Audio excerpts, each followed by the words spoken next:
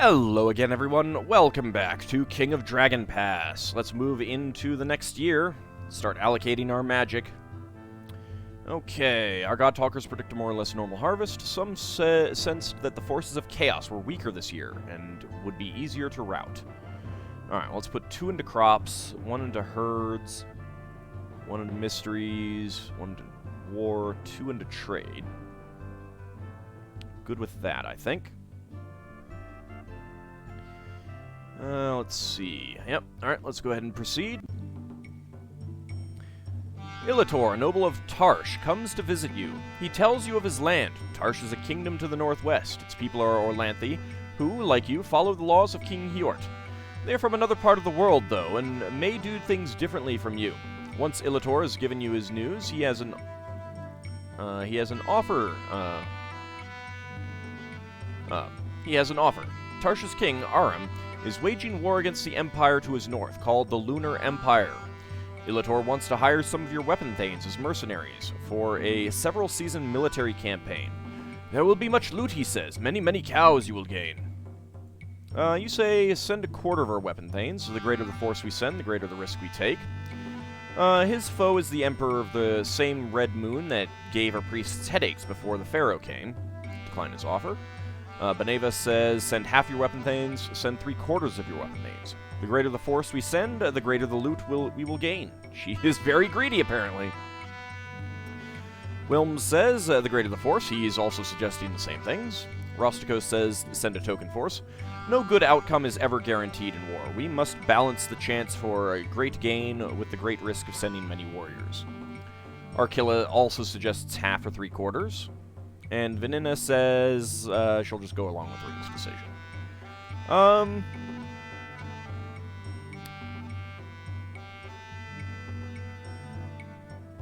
I'm kind of leaning between half or a quarter. I can always hire more while they're gone, and then when they come back, if they come back successful, things will be better. We'll send a quarter. Alright, do you send your war leader Rostikos to lead the weapon thanes? No, not Rostikos. He's my war leader. No. One of your weapon thanes, Harbard, is back to appeal to the ring. He wants vengeance for his father. So he's asking for the same thing again. So we could try demanding Weregild again. Or we could allow him to pursue private vengeance.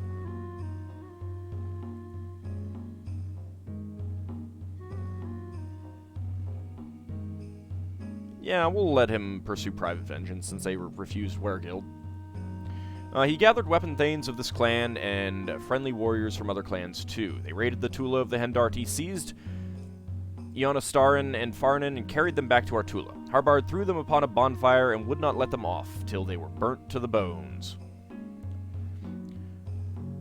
Soon a Hendart delegation arrives, demanding Weregild for the deaths of the 2 weapon thanes. They ask for 40 cows, the customary amount for 2 slain thanes.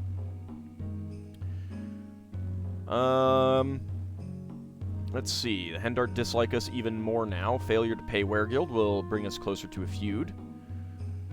They have more of a case against us than we had against them. In the sagas, full-fledged feuds between clans can continue for many years. We can afford the Weregild if we want to pay it. Maybe I can talk them into settling for less. They have a case against us. The people will not like losing their cows. I'm going to offer them 20 cows instead. They stood firm in their demand for 40 cows. Alright, we'll agree to their demand. I'll get them back later. They said that justice had been done and departed. Our people complained that they paid a heavy price for Harbard's private vengeance. And it's you. Again. Let's try to marry her off to another clan. I've already seen the, these options. We'll go with the Hendart. We found a handsome groom for her among the Hendarti, but Minara would not hear of marrying him. I cannot leave my home clan when it is in the grip of idiots and scoundrels, she said. Besides, the one you try to marry me to looks like a trollkin and smells like a brew. Looks like I'm gonna have to, outlaw her next time that happens. Well, this looks like an interesting event. Clearly, your neighbors have discovered that you've sent many of your warriors off to war. A team of ducks, taking advantage of your temporary weakness, has stolen cows from your herd over a period of several nights. What the heck are you doing, ducks? You don't even use cows. The Carls are discontented now, but they've forgotten how many cows Ilator has promised us. Let's see. We've really made fools of ourselves now. The Carls will throw us all off the ring if we don't please them. It is no use negotiating with thieves, but the Duck Chieftain may have something to offer us. We cannot stand for this. Our herds are dwindling, and every loss is a serious one. It is no use negotiating with thieves. Let's see, we should remind the Duck Chieftain just how tasty he would be if boiled with cabbages and onions. Oh my lord, Arkilla! It is good to be robbers now and then. It teaches humility.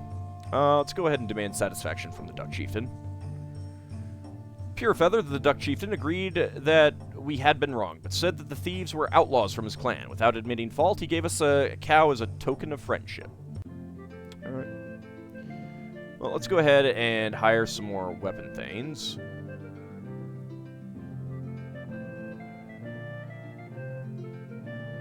Go ahead and, let's, it's fine. Too many hunters, oh no! Alright, still sea season. Let's go ahead and bump up our patrols. There we go. Don't want to go raiding. So this is one of the ways that you can get more weapon thanes. There's oftentimes an effective maximum that you can have. One way to go way over is to send a whole bunch out on something and then immediately go, hire some more.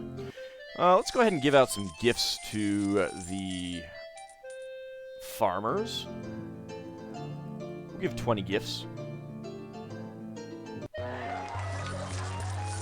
Alright, see if that'll help their opinions a bit. Rengaron, a fine young weapon thane of your clan, wishes to marry Ostlana of the Boskovi clan. Ostlana's mother, Vioslina, has been given permission by her clan to dispose of any marriage suits. She wants Rengaron to steal the magical plow of the Harani and give it to the Boskovi. That doesn't sound like great. Allow Rengaron to try to steal the plow. Rengaron deserves a chance to test his valor. The Harani will not take kindly to the theft of their greatest treasure. Must not court the daughter of a treacherous person. If we refuse Rengaron, we risk dissension in the ranks. The Harani are well known for their fertility magic. We should curry their favor. Warn the Harani that the Boskovi covet their plow. Ask Ostlana's ring to reconsider the terms of the marriage. We can convince the Boskovi to set aside Vioslina's requirement. Marriages should end wars, not start them. And if the Harani cannot protect their great treasure, they don't deserve to keep it. Let's ask Ostlana's ring to reconsider the terms of marriage first. Over the objections of Ostlana's mother, who is a member of the Boskovi ring, it was decided that a normal bride price and dowry would suffice. The marriage would go ahead, and no thefts or feuds. Sounds good. Alright, fire season. You know what we're doing. Oh, Tadanlings! We're back! Ah, dang it. Maneuver. Survival. We'll use a bit of magic. We were spotted by the Tadanling patrols, and our 5 weapon thanes and 10 footmen are facing 6 weapon thanes and 29 swordsmen. 1 wounded on each side. We were driven from the battlefield. That's what I kind of wanted. I just wanted to get away. They'll never expect an actual raid following that. Send everyone. Call in the Hendarti. Actually, it's probably not a great idea to send everyone.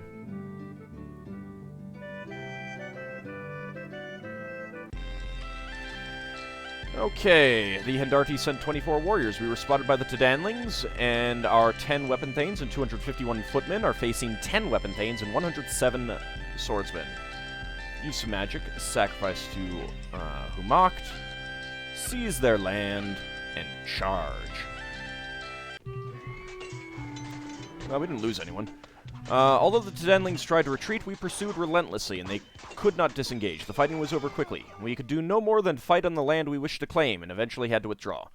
Through their healing magics, our auxiliaries kept 3 warriors from dying and patched up 9 of the wounded. Okay, you host a wedding banquet for the marriage of a high-ranking young warrior Rengr, and to Ostlana, a sweet and laughing young maiden from the Boscovi. You are welcoming Ostlana into your clan and celebrating the original wedding of Orlanth and Ernalda. So we can give gifts to the Boscovi. Our relations with the bride's clan aren't that friendly. We've got 133 goods. At the wedding of Leibarth and Ulfreda, Erarth, the tragic king, toasted the spirits of each of his ancestors, save one. The Carls deserve their share of glory. The Carls are very unhappy. This is a good time to pay tribute to them when there is little risk of causing further offense. That could be good. The warriors are already proud, as Orlanthi should be. They need no pampering. They will return our blessings and give us great luck. The warriors are greatly displeased with us. This is a good time to remedy that, with a few thrilling stanzas. They aren't. Yeah, we'll go ahead and compose a poem in honor of Orlanthi Carls. It was not one of our best poems. Well, that's unfortunate. Markalor introduces the ring members to Orl Kensor, Bronzebones, a warrior of the Hendart clan. Orl Kensor has been outlawed by Rosteron. Markalor says that he knows Orl Kensor well. Orl Kensor doesn't want to say why he was outlawed, but he is a true and just fellow, so the ruling must be political. We should take him in. Alright, give him quarters in Markalor's stead. You can always use an extra weapon thane. People sometimes get outlawed for no good reason. Orl Kensor probably offended his chieftain. When Oskel the Brave slew the 7 weeping knights, he roused the jealousy of Bad King Ergrain, who then outlawed him. Markalor is not a ring member. He shouldn't be making decisions for us. Give him quarters in the Chief's Hall, or Kensor carries himself as a true warrior. The weapon thanes will be offended if he is not treated well. Arkilla says give him quarters in the Chief's Hall. When we act in a kindly manner, we earn the love and honor of the goddess Chalana Arroy. And Venina says this is a tough one. Give him quarters in Markalor's stead. The people were happy with the ring's decision. Alright, it's you again, Minara. Let's outlaw her. Although she had some supporters among the people, surprisingly few of them argued against the chieftain's harsh decision. That's what you get, lady. Let's go ahead and bump up our patrols a little bit.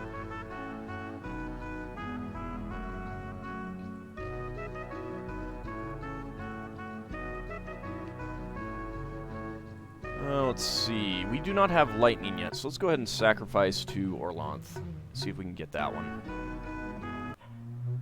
Alright, we've got the lightning ritual. Let's go ahead and explore our Tula.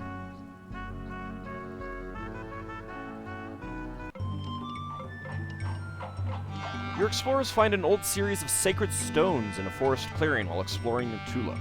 Your magicians say that the stones are probably inhabited by sleeping spirits.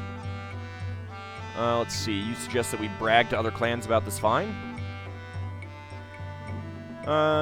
This area was last inhabited by dragon friends. If they left these stones, the spirits might be maligned.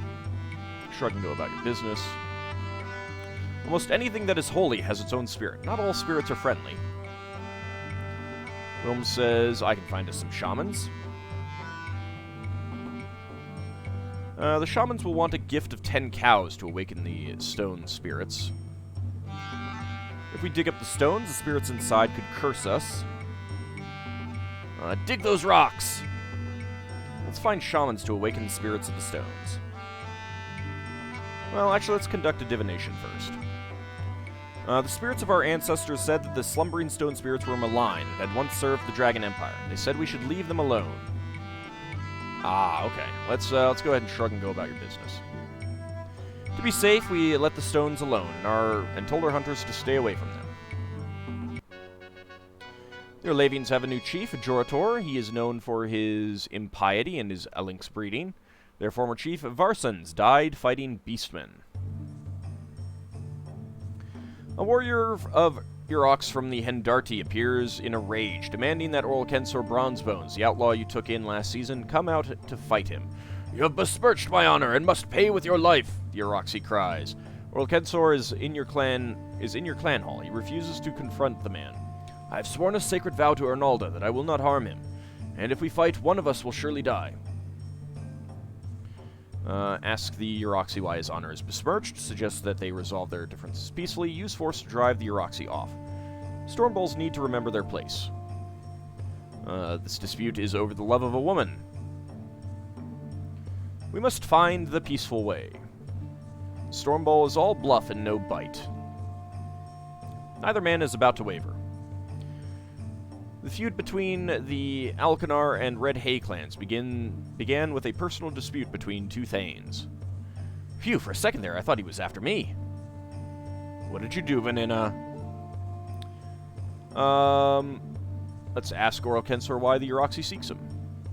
I am grateful to you for taking me in, but please do not ask me more. I have sworn not to speak of this. Ask the Uroxi why his honor is besmirched. It is not your business, Uroxi claims. It is between the Defiler and me. That suggests that they resolve their differences peacefully. This won a sad look from Orlkensor and crazed laughter from the Uroxi. Alright, let's use force to drive the Uroxi off. Enraged, the Uroxi fought off the warriors we sent to drive him away. He wounded some of our fighters and then said he would leave. Orlkensor should not consider our dispute settled, the Uroxi said. I will not violate the sanctity of your clan hall by going in to get him now, but I shall get him. That I swear by Urox's horns. Brenna, the ranking Aralda priestess of the Genestny clan, wants to marry one of your young men, the melancholy weapon thane Harvar. She offers the clan chief a gift of 50 cows in addition to the dowry paid to his family so that he will come to live with her clan. But Harvar has made his unwillingness to marry her clear. He won't come out and say it, but it is clear that he thinks Brenna is too old for him. Let's see. Randan suggests that we refuse the match. The weapon thanes feel sorry for Harvar. They don't want us to force him to marry the old cow woman. Oh, wow. Every man is fearful of marriage at first. Harvar will come to love Brenna in time. Convince him to marry her, order him to marry her. Brenna's child needs a father. Order him to marry her. The Carls want those 50 cows. So do I. Persuasion is better than coercion. Usually the woman moves to the clan of her new husband, but Brenna says that the Genestny can't spare her. I told you that the widows would come out of the woodwork once they got a look at Havar's warm and melting eyes. Let's convince him to marry her. Harvar would not be persuaded. It may be wrong, but I cannot love a woman who is not beautiful to me, he said. Oh, well, nope, sorry. Too bad. You're doing it. The match was made, sealing an alliance between our two clans. The Carls were pleased by his bride's gift to the clan, but the weapon thanes felt sorry for him. 50 cows! Come on, guys! So we have an alliance with the Genestny, although I believe they are they're in the Colomar. Alright, it is dark season. Our food is doing well. Let's go ahead and bump up our patrols a bit.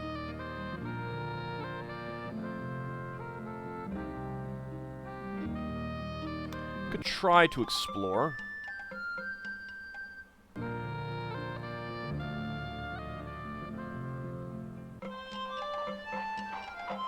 Alright. Didn't have anything to report. That's fine. The warriors are back from the campaign against the Lunars. Wearily, they tell of how they fought for the clever but capricious King Aram, Dejectedly, they tell of their own terrible fate, cut off by lunar troops and forced to rout through a wall of sorcerous fire. Aram won the battle, but used our warriors as game pieces. Some of these options, man. So where are all these cows Ilator promised us? We share the ultimate responsibility for this disaster. We should all resign? What the hell? So where are all those cows Ilator promised us? While the warriors have been off fighting, the Carls have been accumulating resentments. They deserve our attention. War is a cruel mistress. Our side won, but our warriors suffered. We must work to restore their confidence. War gods respect the victorious. They are unlikely to smile on us now. And the battlefield is the greatest trickster of all. Let's go ahead and give some of the warriors' loot to the Carls. The Carls were pleased that their sacrifices had not gone unrewarded, but some of the warriors cast lingering looks at the loot they'd brought back. Well, hey, here's an opportunity for you guys to have some fun, get some of the fighting off your chest. Being raided by the trolls. There are 8 dark trolls and 115 trollkin. Luckily, our patrol spotted them, and all 28 weapon thanes, as well as 285 the feared, have met them. Use a point of magic, sacrifice to whom mocked, drive them off, and skirmish.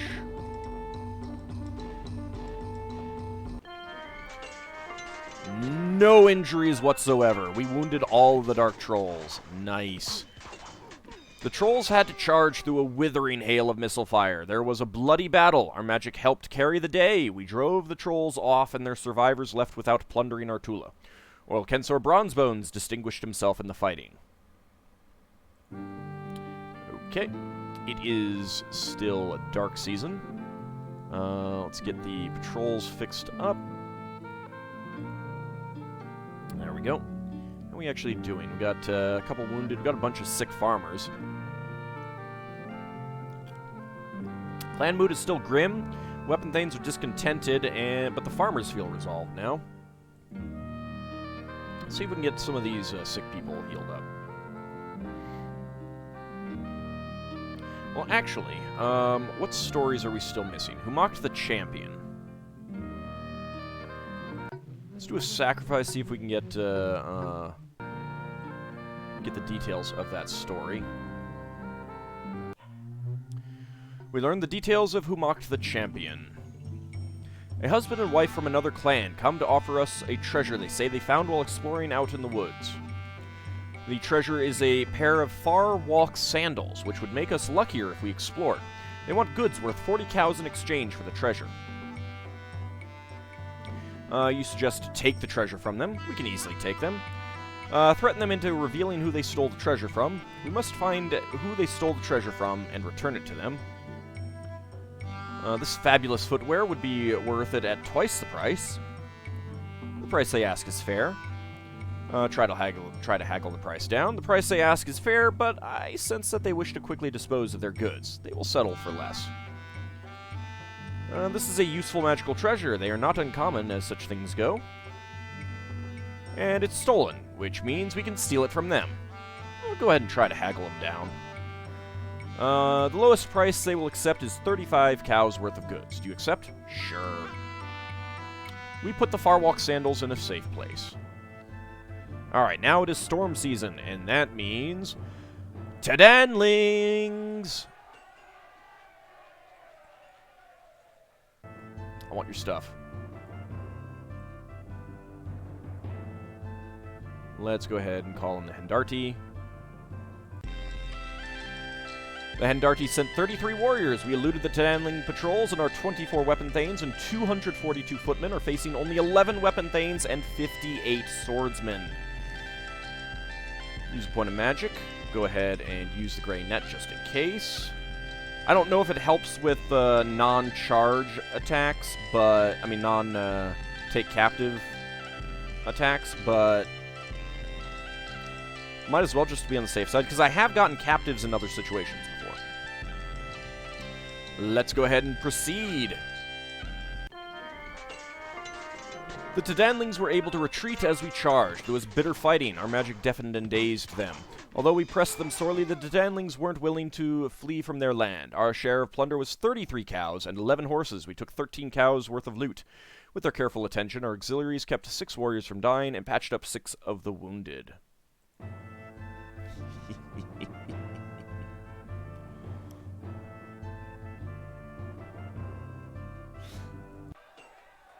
Let's get some more cows.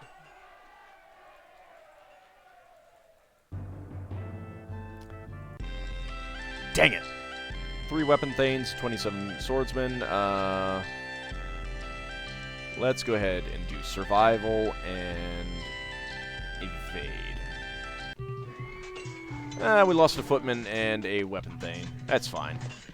We tried to withdraw, only to discover that the Danlings had cut off our retreat. There was a brief battle. We were driven from the battlefield. The weapon thanes, led by Cargratus, complain that you have been favoring the lowly carls over them. We are not being treated as honorable nobles, they protest, but like mere cottars, as servants of the farmer's whims. We warriors look enviously at other clans. If a man risks his life for them, he can expect his proper due. You suggest persuade them that their grievances are exaggerated. Humor and respect are the best remedy for this grumbling illness. King Hjort laid down that those who risk their lives for the clan are its nobility, and deserve to be recognized as such. I have to admit that the carls have been a wee bit prideful of late, and at the weapon thane's expense. You want to compose a poem praising the weapon thanes and satirizing the carls. Really? That seems bad. I have to admit that the carls have been a wee bit prideful of late. You are also suggesting the same thing. It is better to give a feast than to simply gift the weapon thanes. The carls can share in the feast and will not be as slighted. The balance between happy carls and happy warriors is an eternal seesaw. And violence was first invented by greed, then refined by revenge, anger, and hatred. We'll give a feast in honor and hope that that's not going to cut into our cattle supply too much. Okay. How many cows will you slaughter for the feast? How about 5? The weapon thanes drank and laughed into the night. A few of the carls took part in the feast, though others muttered that we would starve ourselves just to pamper our spoiled warriors. Come on, it was 5 cows. Get over it. During my trading visits to other clans this past year, I've noticed a change in the way they treat us. Even among our friends, our goods are picked after those from other clans. 40 babies were born. We initiated 4 children as adults. The clan has 1 more person, 73 more head of cattle, 13 more horses, and 18 more sheep than we did last Sacred Time. We produced 1,414 and ate 1,156 bushels of food. 85 were lost due to spoilage. Our crafters produced 91 cows worth of goods. Our market made a profit of 30 cows worth of goods. And it doesn't look like our sheep are overcrowded, so that's good. Our pigs are okay. Alright. So, when we come back next time, maybe we'll go for another hero quest again. We do need to get working on those. Might need to start working on trying to improve the leadership of our leaders, though. We'll have to see. But anyway, that will be next time. See you then, everyone.